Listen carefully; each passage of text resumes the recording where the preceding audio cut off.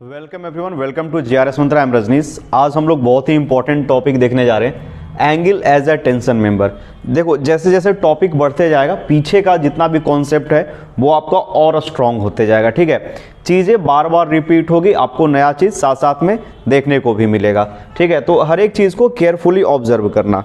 देखो, यहाँ पे जो हम अभी देखने जा रहे हैं वो हम लोग देखेंगे angle as a tension member, यानी एंगल का यूज़ किया गया है टेंशन मेंबर के रूप में। चलो, यहां तक समझ में आ गया। मतलब कहना क्या चाह रहे हैं सर, हम बोल रहे हैं कि एक गसेट प्लेट है और इस प्लेट में जो मेंबर जोड़ा गया है वो एंगल जोड़ा गया है। ठीक है, एक एंगल को यहां पे जोड़ दिया गया। चलो, यहां तक तो समझ में आ रहा है। और हम लोग एक सिंगल लाइन में नट या बोल्ट लगा दिए हैं। आ रहा है ये चीज़ समझ में? ठीक है, जैसे अगर बड़ा डायग्राम देखना चाहो तो आप यहाँ पे भी देख सकते हो कि एक गसेट प्लेट है और इसमें हम लोग एंगल सेक्शन को जोड़े हैं और इसमें एक लेग होता है वो कनेक्टेड लेग होता है और दूसरा है वो आउटस्टैंडिंग लेग या अनकनेक्टेड लेग बोलते हैं। देखो, angle as a tension member, अगर इसमें IA से 90, 60 और 10 ऐसे लिखा हुआ है, यानी एक लेग है उसका विड्थ है वो 90 है, 90 मिलीमीटर है। यानी अगर हम लोग लिखें यहाँ पे तो एक लेग होगा उसका विड्थ है वो कितना दिया हुआ है, WIDTH, विड्थ है वो 90 मिलीमीटर है, 90 mm है। और दूसरे लेग का विड्थ है वो कितना है, 60 मिलीमीटर है। और अगर 10 लिखा हुआ है तो ये थिकनेस को रिप्रेजेंट करता है, थिकनेस को रिप्रेजेंट करता है और थिकनेस का वैल्यू होगा वो 10 मिलीमीटर होगा। देखो, पहले भी आपको बताए थे, फिर से हम समझा रहे हैं कि ये जो एंगल सेक्शन है इसका ये लेग 1 है, आप ऑब्जर्व करना इसको अच्छे से। और इसका जो लेग ये 2 है, ये दोनों सेम भी हो सकता है और नॉट इक्वल लेंथ का भी हो सकता है। यानी लेग 1 और लेग 2 दोनों का हो सकता है कि जो लंबाई है और we can say the width है, ठीक है, वो सेम हो भी सकता है और नहीं भी हो सकता है। अगर सेम होगा तो वो कहलाएगा इक्वल एंगल और अगर सेम नहीं होगा तो वो कहलाएगा अनइक्वल एंगल। तो यहाँ पे एक का विड्थ है, W का वैल्यू है वो 90 है और दूसरे का विड्थ का वैल्यू है वो दिया हुआ है 60। तो आप पूछोगे सर लेंथ किसको कहेंगे, तो लेंथ जो है वो ये कहलाएगा ना बच्चा, एंगल का ये वाला है वो लेंथ है, ये जो है वो यहाँ से यहाँ तक लेंथ होगा। चलो, हम लोग आगे देख लेते हैं। तो हम लोग देखेंगे लेग का विड्थ और लेग का थिकनेस। देखो, अब यहाँ पे हम एक क्वेश्चन अगर आपसे पूछे कि can you find the area of this leg, आप या ये जो एंगल है क्या आप इसका एरिया निकाल पाओगे, क्रॉस सेक्शनल एरिया? तो बोलोगे हाँ सर आसान है निकालना, हम लोग आसानी से निकाल पाएंगे। अगर इसका एरिया निकालना है तो आप you can calculate the area in a different way. आप दूसरे तरीकों से एरिया निकाल सकते हो। जैसे कहने का मतलब है कि आप एक रेक्टेंगल ये वाला मान लिए, तो ये रेक्टेंगल हो गया, आप इसका एरिया निकाल दो तो इसका ऊपर वाला लेग 1 का जो एरिया है वो कितना हो जाएगा, 90 गुने 10 हो जाएगा बच्चा। और दूसरा जो एरिया, अगर आप इसका एरिया निकालो दूसरे लेग 2 का, तो टोटल ये 60 था, 60 था, तो अब तो 60 में आपको कुछ सब्सट्रैक्ट करना पड़ेगा 10, यानी 50 और गुने 10 कर दो तो आप एक ऐसे एरिया निकाल पाओगे। आ रहा है इतना बात समझ में? चलो ठीक है, तो यहाँ से आप एरिया निकालोगे तो आ जाएगा 900 और 50 गुने 10, 50 गुने 10 यानी 900 और 500 1400, 1400 mm का स्क्वायर। हम लोग ऐसे एरिया निकाल पाएंगे। सर इसका एरिया और दूसरे तरीके से निकाला जा सकता है? तो बोलेंगे हाँ जी बिल्कुल, हम लोग दूसरे तरीके से एरिया निकाल पाएंगे। अगर हम ऐसा कर दें कि इसको एक रेक्टेंगल मान ले, यहाँ पे एक रेक्टेंगल ये वाला हो गया, तो इसका एरिया निकाल दिए, यानी 1 का लेग 1 मतलब ये लेग 2 है तो 2 बोल देते हैं और इसका 1 का सेपरेट 60 गुने 10 कर देंगे, कितना हो जाएगा 60 गुने 10 और प्लस 90 के जगह पे ये 80 हो जाएगा, 80 इंटू 10 ऐसे भी करोगे आप तो आपको निकल जाएगा 800 और 600 1400, सेम आ गया 1400 mm स्क्वायर, सेम ही आया है। सर कोई और प्रोसेस आप बताना चाह रहे हैं क्या एरिया निकालने का? हाँ छोटू, जो IS कोड में आप जो चीज़ को ध्यान में रखोगे, जो एरिया निकालना है, ध्यान से समझना, इसको हम इरेज कर देते हैं। एरिया निकालने के लिए क्या करना है आपको, अब आप एरिया कुछ ऐसे निकालोगे। देखो ध्यान से सुनना, ऊपर वाला लेग है ये यहां से यहां तक इसका क्या हो गया, विड्थ हो गया, और ये वाला हो गया थिकनेस, ये हो गया थिकनेस, ठीक है, ऐसे कर दिए यहां पे। तो ये एरिया कितना होगा जिसको हम 1 बोल रहे हैं, ये इसका एरिया हो जाएगा, अगर एरिया निकाले तो हो जाएगा 90 गुने 10, ठीक है। अब इसका अगर एरिया निकालोगे लेग 2 का, तो इसका एरिया हो जाएगा 60 इंटू 10, ठीक है। लेकिन एक चीज़ ऑब्जर्व करना, यहाँ पे हम ये बोलना चाह रहे हैं कि दोनों में हम ऐसा करते हैं कि इसका एरिया कुछ ऐसे करके निकाल देते हैं। जो IS कोड हम लोग को कहता है कि अगर आपको एरिया निकालना है तो बढ़िया से इस चीज़ को ऑब्जर्व करना, ठीक है, बढ़िया से इसको ऑब्जर्व करना जो हम दिखाना चाह रहे हैं या समझाना चाह रहे हैं।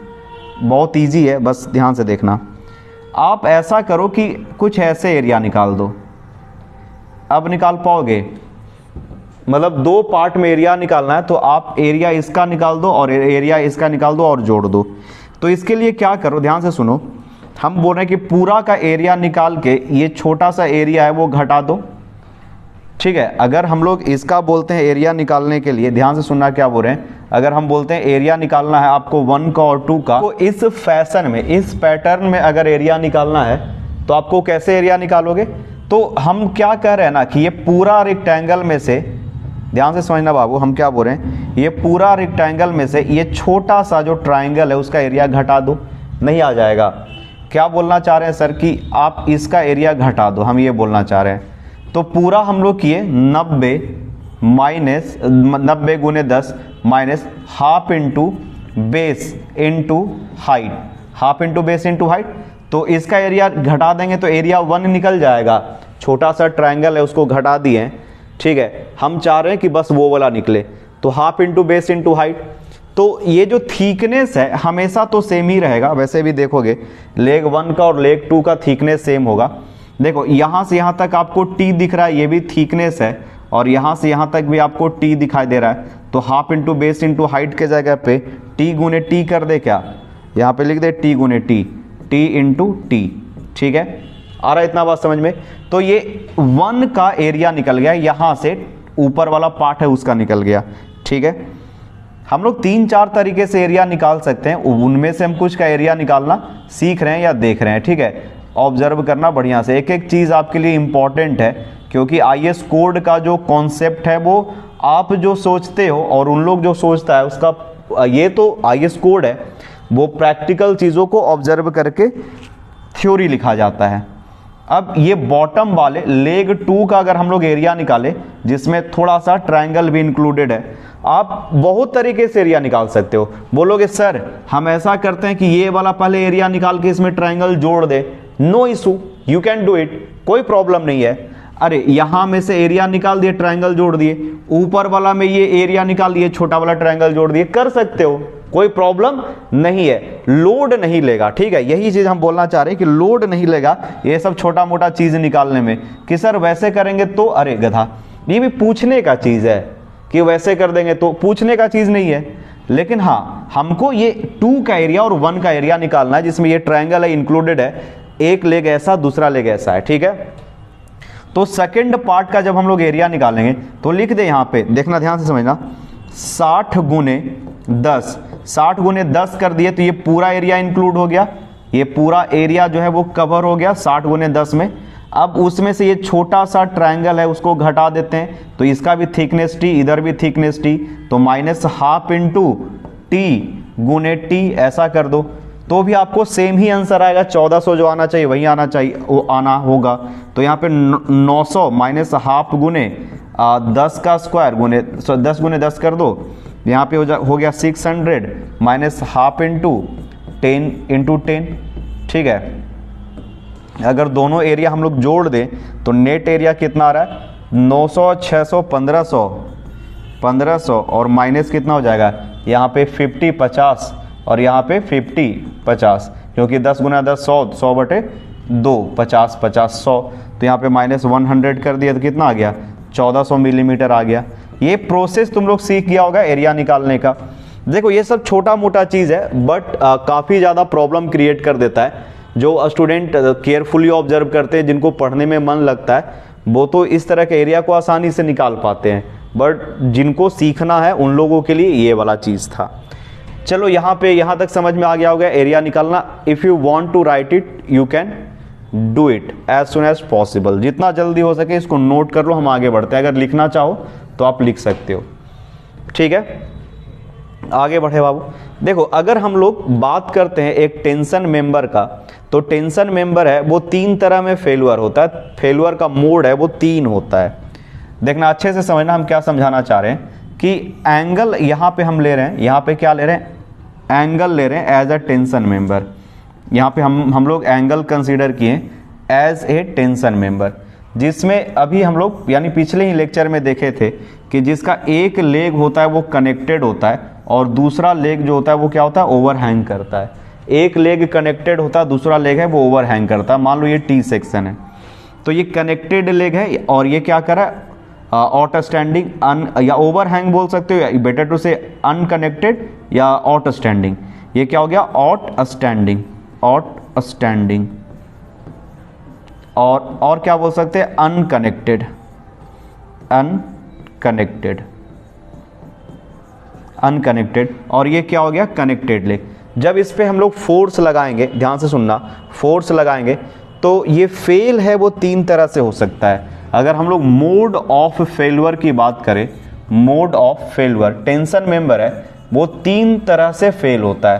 पहला है ग्रॉस सेक्शन, क्या बोल रहे बाबू, gross section, gross section yielding, yielding.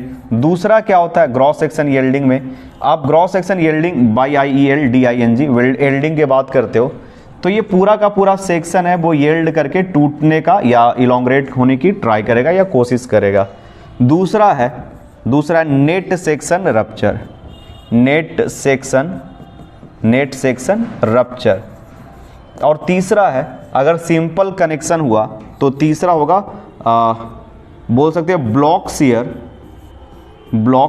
Failure, block shear failure.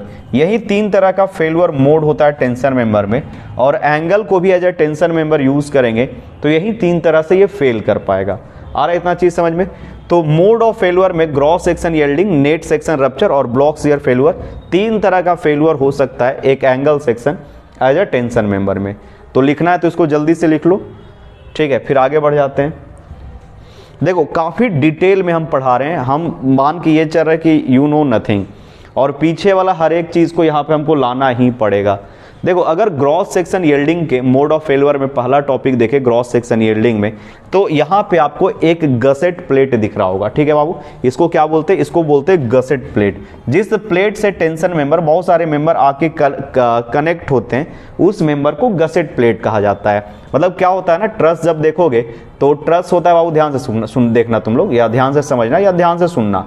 Truss जो होता है वो कुछ ऐसा होता है, और अगर आप ऑब्जर्व करोगे ना तो आप देखोगे कि यहाँ पे अगर ये जो ज्वाइंट है, इस ज्वाइंट पे 1 2 3 और 4 मेंबर है। तो 4 मेंबर है तो चारों मेंबर को जोड़ने के लिए यहाँ पे एक प्लेट देना पड़ेगा। तो एक प्लेट हम लोग देंगे तो वहाँ पे ढेर सारे मेंबर आके जुड़ जाएंगे इस प्लेट से, और ये प्लेट भी मजबूत होना चाहिए, ठीक है। इस प्लेट को हम लोग क्या बोलते हैं, गसेट प्लेट बोलते हैं, गसेट प्लेट, गसेट प्लेट कहा जाता है, ठीक है बच्चा। और इस गसेट प्लेट में एक एंगल है वो जुड़ा हुआ है, सिंगल एंगल की बात करें, एक एंगल जुड़ा हुआ है। ये जो साइड है, लेग है, इसको बोला जाता है कनेक्टेड लेग। क्या बोलते हैं, कनेक्टेड लेग। देखो जनरली जो एंगल होता है उसका चौड़ाई बहुत ज़्यादा होता नहीं है, मतलब एंगल जो है वो, प्लेट तो हम लोग देखते हैं खूब चौड़ा होता है, बट एंगल जो होता है वो बहुत ज़्यादा चौड़ा नहीं होता है। तो हम लोग एक सिंगल रो में, एक सिंगल लाइन में ही बोल्ट देते हैं, ठीक है, या वोल्टेड कनेक्शन किया जाता है। या फिर जब हम लोग वेल्डिंग की बात करेंगे तो इधर इधर साइड में वेल्डिंग कर दिया जाता है, ठीक है, इधर या पीछे साइड में वेल्डिंग कर देते हैं। तो वेल्डिंग इस बार नहीं, आपको 6th सेमेस्टर में, जब आप 6ठे सेमेस्टर में जाओगे तो वहां पे आपको वेल्डिंग के बारे में पढ़ना है। होना क्या चाहिए था कि वेल्डिंग के बारे में भी इसी सेमेस्टर में पढ़ा देता तो बढ़िया होता है, बट पढ़ना है तो हम लोग वहां पे देखेंगे। ये हो गया कनेक्टेड लेग, और ये हो गया आउटस्टैंडिंग लेग, या बोल सकते हो अनकनेक्टेड लेग, कनेक्टेड लेग, ठीक है बच्चा, आ गया इतना समझ में। अगर हम लोग साइड से देखेंगे तो साइड व्यू ऐसा दिखेगा, अगर हम लोग इधर से देखें कि कैसा दिखता है तो साइड से ऐसा दिखेगा, ठीक है। तो ग्रॉस सेक्शन यील्डिंग की बात करते हैं तो ग्रॉस सेक्शन यील्डिंग में हम लोग को पता है कि क्या कौन सा एरिया इन्वॉल्व होता है। ग्रॉस सेक्शन यील्डिंग में जो एरिया इन्वॉल्व होता है, जब भी ग्रॉस सेक्शन यील्डिंग, ये चीज आप नहीं लिखोगे, डायग्राम बनाओगे टॉप में जो है वो लिखोगे, पहले इसको लिख लो, पहले इतना जो है ना वो हेडिंग देके ये डायग्राम बना लो, ठीक है। जल्दी से पॉज करके हेडिंग देके डायग्राम बना लो। देखो इतना तुम लोग को पढ़ने में बिजी कर देंगे ना कि और कुछ काम करने का समय नहीं रहेगा, ठीक है। काफी डिटेल में पढ़ाई होगा, चीजों को समझा समझा के बढ़िया से पढ़ाएंगे, ठीक है। देखो ग्रॉस सेक्शन जब हम लोग यील्डिंग की बात करते हैं तो ग्रॉस सेक्शन यील्डिंग में दो चीज इन्वॉल्व होता है, तीन चीज, बेटर टू से तीन चीज इन्वॉल्व होता है। एक होता है FY यील्ड स्ट्रेंथ, दूसरा क्या होता है बाबू AG ग्रॉस एरिया, और तीसरा क्या होता है गामा M0। यही तीन चीज इन्वॉल्व होता है। तो अगर हम लोग यहाँ पे इसका यहाँ पे साइड में आ जाते हैं, देखना बच्चा यहाँ पे इस पे बात कर रहे हैं, यहाँ पे यहीं पे तो आपको ग्रॉस मिलेगा, यहाँ पे तो आपको नेट एरिया मिलेगा, यहाँ पे नेट एरिया मिलेगा, तो कहीं पे आपको यहाँ पे ग्रॉस एरिया देखने को मिलेगा। अगर हम लोग ग्रॉस एरिया का बात करें तो क्या आप ग्रॉस एरिया नहीं निकाल पाओगे एंगल का, ग्रॉस एरिया आसानी से निकाल पाओगे। और इसमें इसका जो ये सब डायग्राम आप बना लियोगे तो इसका जो स्ट्रेंथ होगा, ध्यान से समझना, ग्रॉस में इसका जो स्ट्रेंथ होगा, याद करो मतलब टेंशन में design strength in case of gross area, ये क्या होता है याद करो AG FY यानी स्ट्रेस गुने area divided by partial safety factor gamma M0, ठीक है। तो आ गया बच्चा इतना समझ में। ग्रॉस एरिया नहीं निकाल पाओगे, देखो छोटू आप ग्रॉस एरिया आसानी से निकाल पाओगे। एक यहाँ पे मेंबर है, ऐसा कुछ मेंबर है, और आपको इसका ग्रॉस एरिया निकालना है, तो ये जो पूरा का पूरा एरिया होगा, ये पूरा एरिया होगा, ये क्या कहलाएगा ग्रॉस एरिया कहलाएगा। AG जो है यहाँ पे मिल जाएगा आपको gross area, gross area, gross area, ठीक है छोटू। और FY का वैल्यू है वो 250 होगा, गामा M0 का वैल्यू है वो 1.1 होगा, गामा M0 का वैल्यू 1.1 होगा, ठीक है। चलो यहीं पे एंगल में ही, एंगल सेक्शन में ही क्या होता है शियर लैग का भी फिनोमिनन होता है, शियर लैग वगैरह आता है। तो सर शियर लैग वाला भी कॉन्सेप्ट इसमें आएगा, तो हाँ बिल्कुल आएगा, थोड़ा सा हम लोग वहां पे भी देखेंगे। तो यहाँ पे AG FY gamma M0 TDG का वैल्यू आ गया, T मतलब टेंशन मेंबर, D मतलब डिजाइन, और G stand for gross area. Gross area किस में होता है यील्डिंग वाला में होता है। चलो ठीक है, इसके बाद आगे बढ़ जाते हैं। दूसरा है नेट सेक्शन रप्चर। क्या बोल रहे नेट सेक्शन रप्चर, दूसरा जो मोड ऑफ फेल्योर होता है वो होता है नेट सेक्शन रप्चर, और यही सबसे ज्यादा प्रॉब्लम आपको क्रिएट करने जा रहा है। देखो अच्छे से समझना, हम लोग पहले आ जाते हैं कोड का थोड़ा भ्रमण करवा देते हैं, थोड़ा घुमा देते हैं, उसके बाद फिर हम लोग बात करते हैं। देखो कोड में जब आप आओगे यहाँ पे आपको IS कोड जो है वो दिख रहा होगा, नहीं दिख रहा है तो हम एडजस्ट करके कर देते हैं। यहाँ पे देखो बाबू आपको IS कोड दिख रहा है, आई थिंक कोड अब यहाँ पे ठीक से दिख रहा होगा, हम नहीं दिख रहे होंगे लेकिन कोड आपको दिख रहा होगा, ठीक है। देखो जब यहाँ पे आप आओगे तो IS कोड दिखाई देगा, और उसमें पेज नंबर 33 में ही देखना एक फॉर्मूला लिखा हुआ है, ये आपको पता होना चाहिए। You must read IS code, आपको IS कोड पढ़ना ही चाहिए। देखो यहाँ पे लिखा हुआ है सिंगल एंगल, क्या लिखा है बाबू सिंगल एंगल। जब हम लोग सिंगल एंगल की बात करते हैं तो इसमें एक वर्ड यूज किया है, और वो वर्ड है रप्चर स्ट्रेंथ। थोड़ा जूम करें क्या,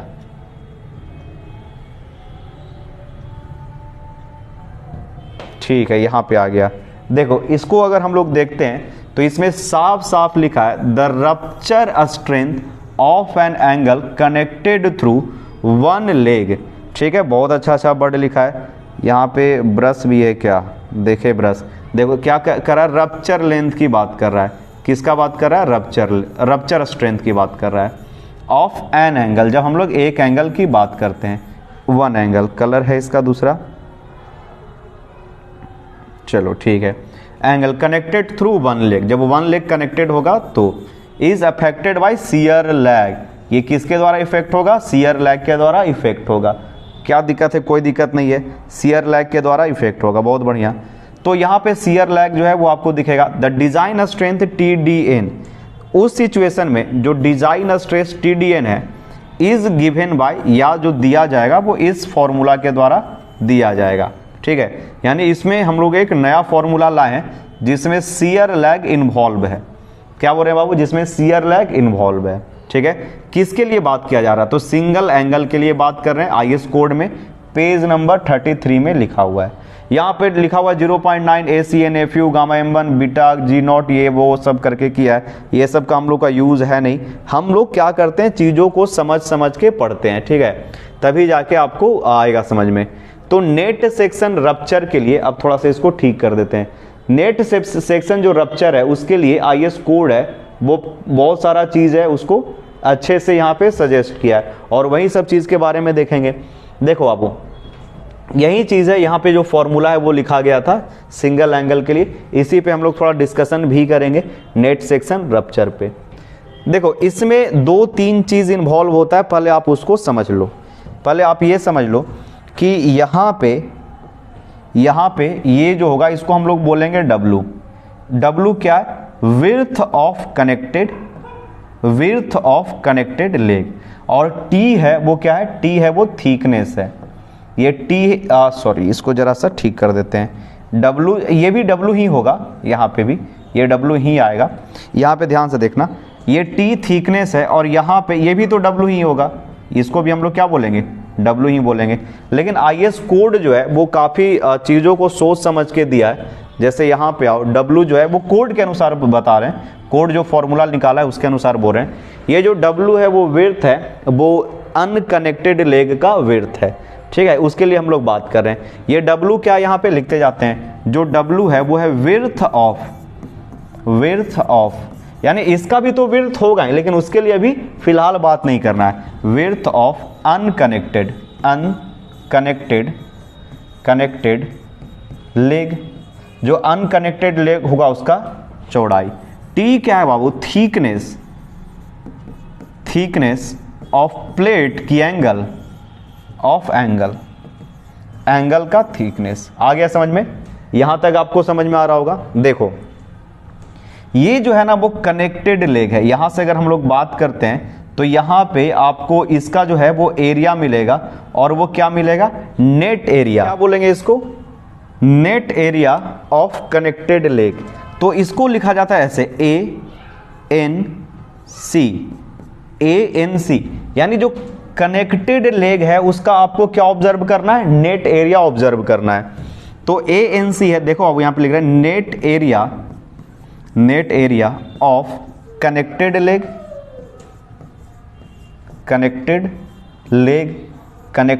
का नेट एरिया लिखना होगा। ठीक है, और बॉटम में जो है वो अनकनेक्टेड लेग है, उसमें तो कहीं होल नहीं किया गया है। then we have to observe the what we are going to observe gross area। जैसे यहाँ पे देखो ये फॉर्मूला लिखा हुआ है, इसमें भी कुछ चीज़ें आपको दिखते जाएगा, इसको भी समझोगे तो बढ़िया है। फॉर्मूला को एक साथ लिख देते हैं, नहीं भी होगा तो कोई दिक्कत नहीं है, फॉर्मूला सब हम लिखवा देंगे। तो यहाँ पे AG और अनकनेक्टेड है ना, और ग्रॉस एरिया की बात करा या ऑट स्टैंडिंग लेग। तो यहाँ से लिखते हैं AGO या AG0, जो भी समझो। AGO, O का मतलब ऑट स्टैंडिंग लेग, यानी ग्रॉस एरिया ऑफ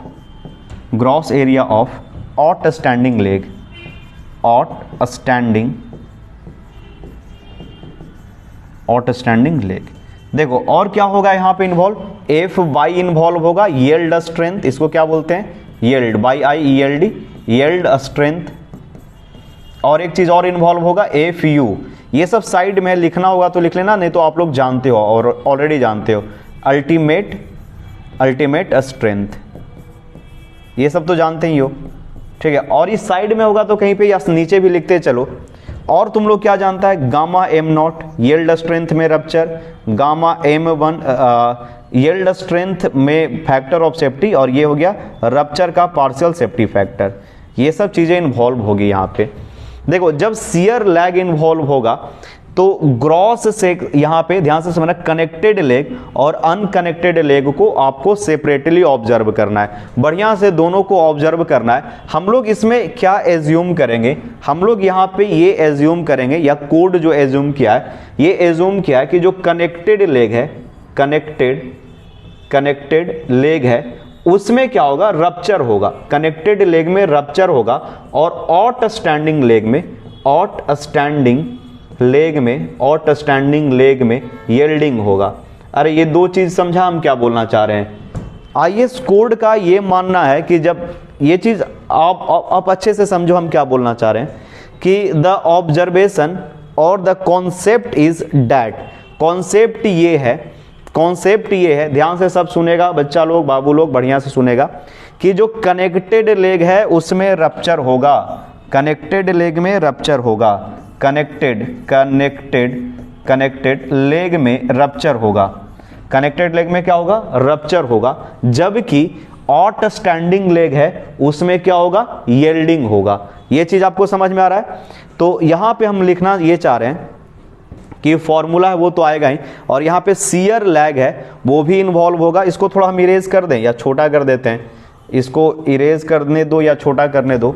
यहाँ पे हम कुछ चीज़ है वो लिखना चाह रहे हैं, वो हम ये चाह रहे हैं कि आप इस चीज़ को समझो, उसके बाद फॉर्मूला पे हम लोग बढ़ते हैं आगे। देखो आईएस कोड का कहना क्या है कि कनेक्टेड लेग में रप्चर होगा, connected leg will fail in rupture while unconnected leg या outstanding leg will fail in yielding। यानी सर इसमें इन्वॉल्व होगा, कनेक्टेड लेग के कॉन्सेप्ट में इन्वॉल्व होगा, यहां पे इन्वॉल्व होगा ए नेट एरिया इन्वॉल्व होगा, एफ यू इन्वॉल्व होगा। लेकिन जब हम लोग इसका मजबूती देखेंगे या इसमें हम लोग लोड वगैरह डिजाइन स्ट्रेंथ निकालेंगे, तो इसमें इन्वॉल्व होगा ग्रॉस एरिया और क्या इन्वॉल्व होगा, एफ वाई। ये दो चीज इन्वॉल्व होगा, why because connected leg will fail in rupture में फेल होगा, ठीक है, वाइल आउटस्टैंडिंग लेग फेल इन यील्डिंग। और shear lag will shear lag will observed, LAG लिखा हुआ है, shear lag LAG shear lag will observed, OBSERVED। तीन चीज हम बोले, तीनों चीज को आप एक साथ समझना। हम बोले शियर लैग होगा, बोलोगे यस सर होगा। दूसरा आउटस्टैंडिंग लेग, यहां पे ग्रॉस एरिया है तो यहां पे क्या होगा, यील्डिंग होगा, और कनेक्टेड लेग है उसमें क्या होगा, रप्चर होने जा रहा है। तो आईएस कोड बोला है कि इसका जो डिजाइन स्ट्रेंथ होगा, मजबूती जो होगा वो कुछ ऐसा होगा। मजबूती क्या होगा, तो इसका फॉर्मूला निकालने के लिए यहां पे लिखा गया है, अच्छे से चीजों को समझना, यहां पे लिखा गया है TDN, यही फॉर्मूला है वो आपको बुक ये आईएस कोड में लिखाया गया है। जो कनेक्टेड लेग है, ANC क्या है, एरिया ऑफ कनेक्टेड लेग, उसका रप्चर में वो टूटेगा तो 0.9 FUY गामा M1। और जो आउटस्टैंडिंग लेग है तो AGO, ग्रॉस एरिया निकालना है आपको आउटस्टैंडिंग लेग में, और यहां पे FY से मल्टीप्लाई करके गामा A0 से निकालना, तो ये टोटल आपको मजबूती बताएगा। और शियर लैग के लिए बीटा वाला है वो टर्म आएगा, बीटा का जो टर्म है वो शियर लैग के लिए आएगा। This one is for the ANC क्या लिखवा चुके हैं, AGO क्या है वो भी लिखा चुके हैं, ग्रॉस एरिया रप्चर में, FY और F ये सब पता है, FU पता है। बीटा है वो आप कैसे निकालोगे, बीटा निकालने का क्या फॉर्मूला है, एक सर इतना फॉर्मूला याद रखना पड़ेगा। देखो बाबू, कायदे से क्या होना चाहिए, ध्यान से सुनना, आप लोग को आईएस कोड प्रिंट आउट करवाना है, प्रिंट आउट करवाने के बाद आपको अपने कॉलेज के एचओडी के पास या फिर जो भी आपके प्रिंसिपल हैं उनके पास जाइए और वहां पे कॉलेज का मुहर लगवा लीजिए, ठीक है। आईएस कोड 800, ध्यान से सुनना क्या बोल रहे हैं, ये सब फॉर्मूला तो लिखा हुआ है ना। अरे बाबू हम ये बोल रहे हैं कि ये फॉर्मूला है, ये तो आईएस कोड में लिखा हुआ रहता है, ये आईएस कोड वाला फॉर्मूला ही आपको हम बताने जा रहे हैं। ये जो भी टर्म जो चल रहा है ये सब आईएस कोड से ही चल रहा है। अगर आईएस कोड में आपको देखोगे तो यही सब फॉर्मूला लिखा हुआ है। और these code must be allowed in exam. ये सब स्टूडेंट को याद नहीं करना है, आपको क्या होना चाहिए, होना क्या चाहिए था, हम बोल रहे हैं कि कोड है वो अलाउ होना चाहिए था। आईएस 800 कोड पेज नंबर 33 में ये लिखा हुआ है। कोड अगर अलाउ होगा तो आपको फॉर्मूला का कोई भी टेंशन नहीं होगा, ठीक है। लेकिन क्या होता है कि कुछ बेवकूफ टीचर होते हैं, वो अदर ब्रांच के होते हैं, उनको सिविल का ज़्यादा नॉलेज होता नहीं है, वो कोई रिस्क लेना नहीं चाहते हैं, तो स्टूडेंट को एग्जाम में अलाउड नहीं करते हैं।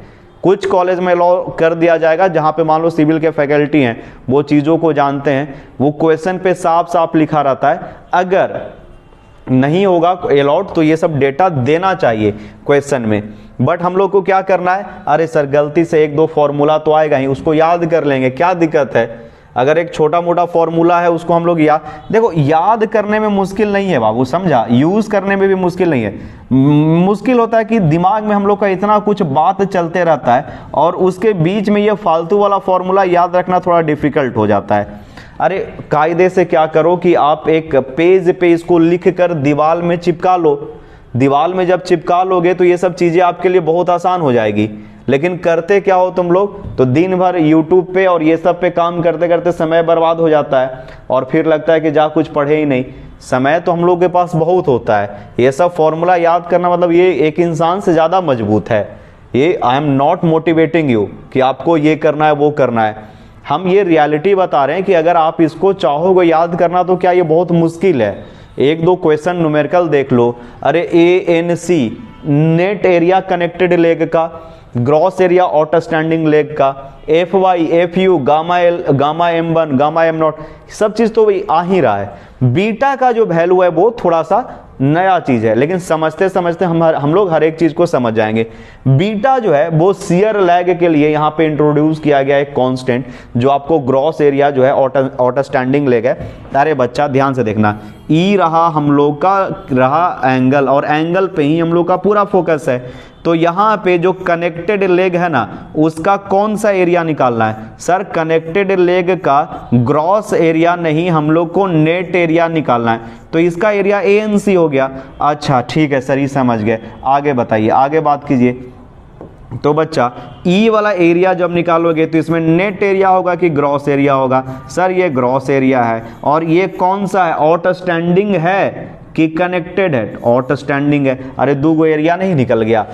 अब यहां पे हम बोले कि इसमें क्या होगा, तो सर इसमें ना टूटेगा, नेट एरिया में टूटता है तो आपको FU से मल्टीप्लाई करना पड़ेगा। और जब FU रहेगा तो उसके साथ साथ में उसका रहेगा टोपी लेके चलेगा अपने साथ में। और FU के लिए जो फैक्टर ऑफ सेफ्टी होता है वो गामा M1 होता है। अरे सर ग्रॉस एरिया है ये वाला, तो ग्रॉस एरिया यील्डिंग में फेल होता है, तो AG एरिया मिल गया। स्ट्रेसवा बता दीजिए, तो स्ट्रेस होगा FY यील्डिंग स्ट्रेंथ, और जब यील्डिंग होता है तो factor of safety gamma M0 होता है, और गामा M0 का वैल्यू 1.1 होता है और इसका 1.25 होता है। इन्हीं दोनों को जोड़ दिया है। अब बोला ना बाबू अब शियर लैग वाला कॉन्सेप्ट को नहीं भूलोगे, ठीक है सर नहीं भूलेंगे, शियर लैग वाला कॉन्सेप्ट होगा तो इसमें बीटा लगा दिया। अरे इसी में तो स्ट्रेस कम होता है तो बीटा यहाँ पे लगा दिया। अब बीटा का टेंशन आ गया, आ रहा है समझ में, ये इतना छोटा सा चीज है। तो अब हम लोग बात करते हैं बीटा का। बीटा का जो वैल्यू है, देखो अभी थोड़ी देर पहले आपको हम थोड़ा समझाए थे कि W क्या होता है, T क्या होता है, ठीक है। बीटा का वैल्यू है वो 1.7 माइनस 0.076 W/T। जब बीटेक में थे तो हम लोगों का जो स्टील डिजाइन था वो WSM और LSM दोनों था। बीटेक में सेमेस्टर जो होता है बाबू वो 8 सेमेस्टर होता है, ठीक है। वहाँ पे पूरा पेपर 5-6 चलते रहता है। तो हम लोग सेपरेट करके पढ़े थे, एक बार पढ़े थे WSM, एक बार पढ़े थे LSM। तो ये फॉर्मूला हम लोग को याद नहीं होता था, हम लोग IS कोड लेकर बैठते थे, ये फॉर्मूला का एप्लीकेशन किया करते थे, ठीक है, क्योंकि हम लोग के कॉलेज में अलाउड था ये कोड लेके बढ़िया से बैठते थे। मास्टर आया, एक बार कोड चेक किया कि कहीं कोडे लेके बैठा है कि नहीं, कि किताबों लेके बैठ जाता था। जिसका किताब पकड़ाया उसको बढ़िया से कुटाई होता था, फाइन वाइन लगता था, वो अलगे, ठीक है।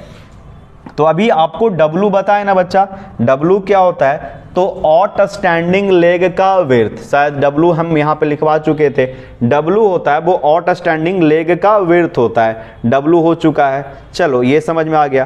तो बीटा निकालते समय W और T तो समझ में आ गया सर क्या होता है। W है वो विड्थ है, T है वो क्या है, T है वो थिकनेस ऑफ एंगल है। Fy का वैल्यू आपको पता है, यील्ड स्ट्रेंथ 250, Fu का वैल्यू 410। सर ये Bs और Lc क्या है, ठीक है, इसके बारे में हम बता देते हैं थोड़ा सा।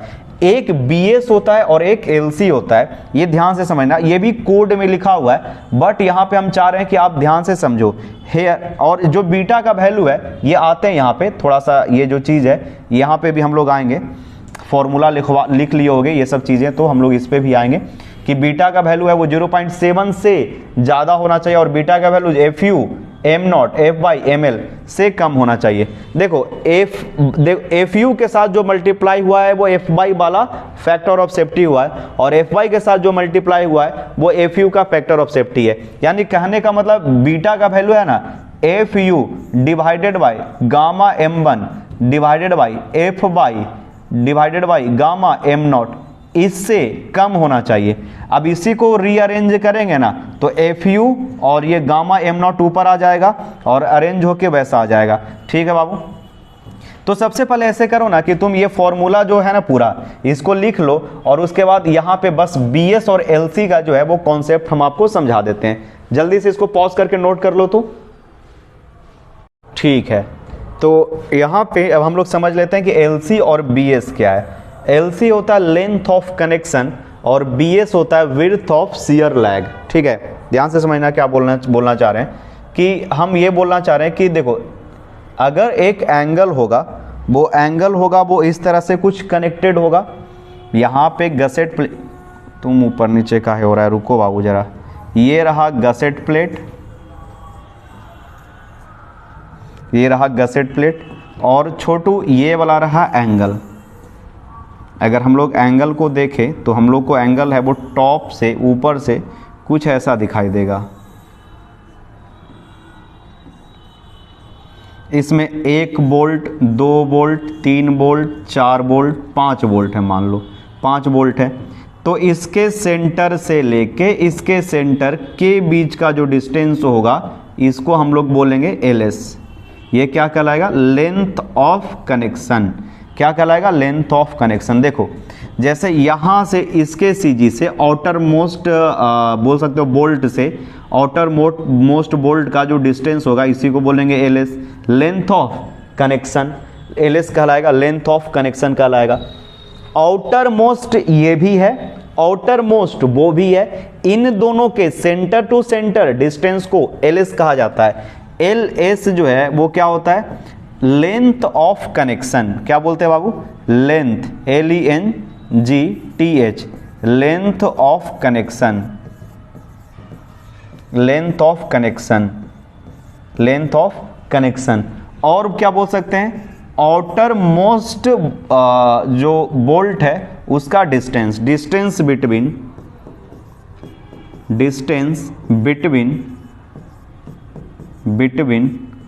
Outer most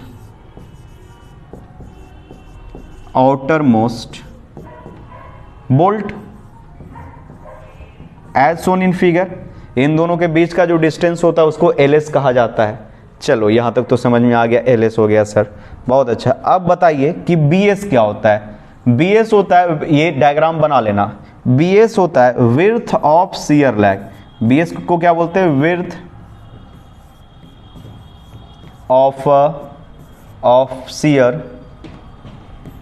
shear lag, width of shear lag. कहने का मतलब सर, कहने का मतलब ये है छोटू कि मान लो ये रहा प्लेट, यहाँ पे एक एंगल कनेक्टेड है और दूसरा यहाँ पे आउटस्टैंडिंग है, विड्थ है। और यहाँ पे मान लो कि इस तरह से बोल्ट किया गया है। तो आपको सब पता है, ये W पता है, ये क्या है T पता है, थिकनेस पता है, थिकनेस पता है, ये 2 चीज़ पता है, ठीक है। तो BS जो होता है वो विड्थ ऑफ शियर लैग होता है और ये इसका वैल्यू कितना होता है। तो IS कोड बोला ना कि ये वाला जो डिस्टेंस है इसको W1 बोलो, तुम क्या बोलो W1 बोलो, या गेज भी बोल सकता है या एज डिस्टेंस भी है, जो भी आपको ठीक लगे।